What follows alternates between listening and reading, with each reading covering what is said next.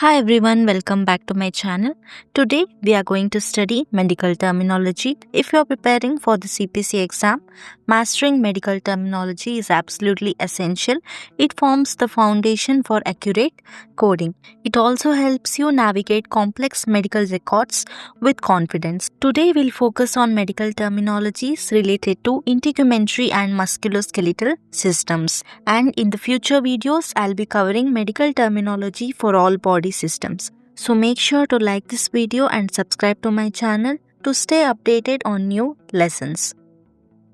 Let's start with common medical terminology for the integumentary system.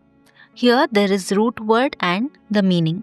The root word dermo or dermato means skin, cutano means skin, psycho means hair, onycho means nail, pylo is hair, sebo is sebum and keratin O is keratin. Next, let us read the prefix. So the prefix epi means upon or over, the prefix sub means under or below, prefix hyper is excessive or above, and the prefix hypo refers to below or under. Next, let us look at the suffixes. So suffix itis means inflammation, oma refers to tumor or mass, and ectomy is surgical removal or excision, osis refers to abnormal condition, and plasty refers to surgical repair.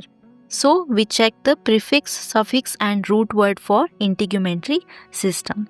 Now let us move on to the common medical terminology for the musculoskeletal system.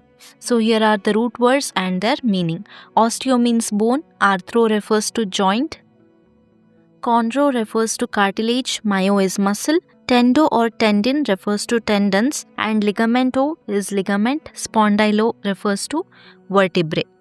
Make sure you take notes. Next, let us look at the suffixes. Itis means inflammation, pathy is disease, malacia refers to softening, ectomy refers to surgical removal, plasty refers to surgical repair, and algia refers to pain.